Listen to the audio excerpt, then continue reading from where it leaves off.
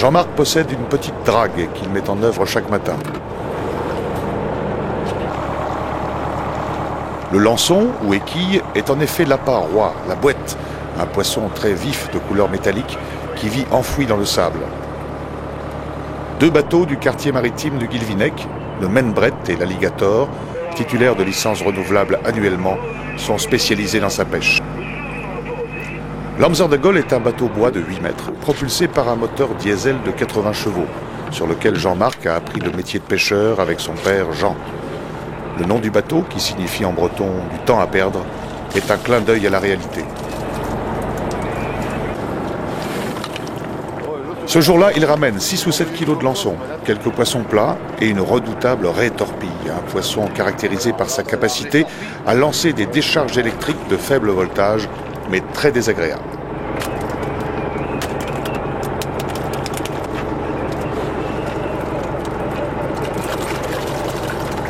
Les lançons, des poissons fragiles, sont conservés dans un vivier d'eau de mer, alimentés et oxygénés grâce à la pompe du moteur.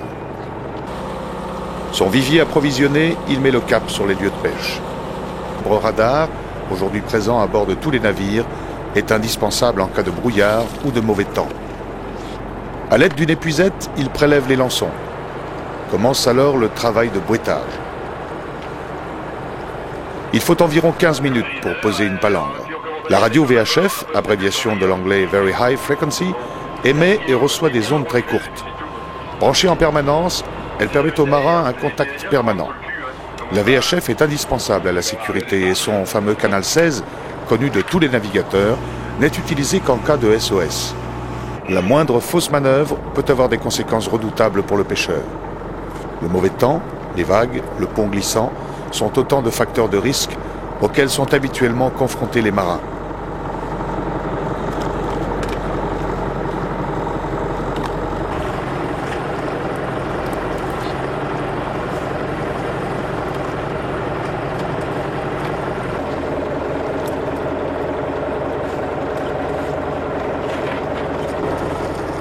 La zone de l'île aux moutons et de l'archipel des Glénans est une des plus poissonneuses de la région.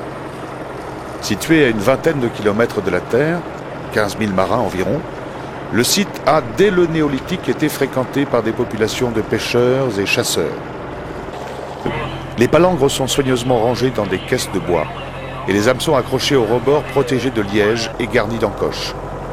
Elles se déroulent toujours dans le même sens et sont relevées dans le sens opposé. Le premier plomb de 350 grammes, fixé par un nœud de chaise, tire la ligne vers le fond. La palangre à barre est une ligne horizontale de 150 mètres de long, dont la partie maîtresse est formée d'un nylon de 140 centièmes. Chaque palangre compte 30 hameçons, espacés de 5 mètres, et montés sur des bas de ligne de 1,20 m en 70 centièmes.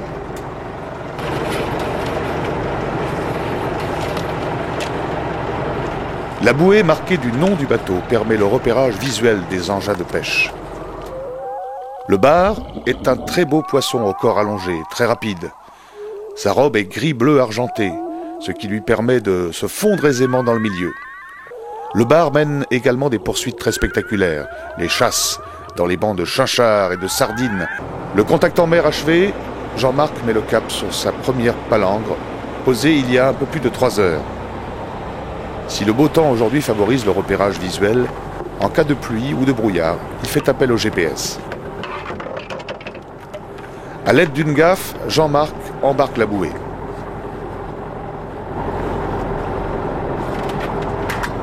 Il remonte et range soigneusement les premières brasses.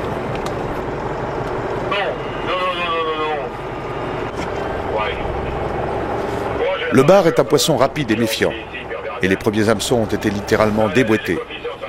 Plusieurs belles prises cependant sont ferrées sur le reste de la ligne, que Jean-Marc décroche en un tour de main.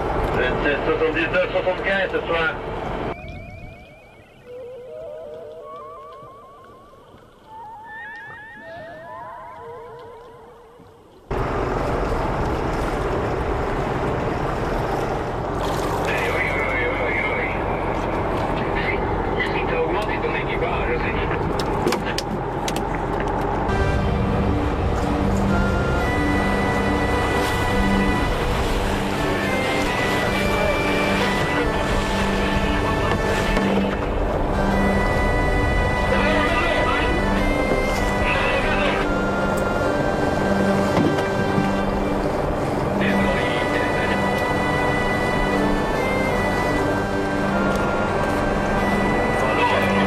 Les palangres capturent du bar, bien sûr, mais aussi d'autres espèces, comme la vieille, un bel animal fréquentant les abords rocheux et les failles. La vieille atteint jusqu'à 50 cm et pèse 3 kg. C'est un bon poisson, s'accommodant bien des recettes traditionnelles bretonnes.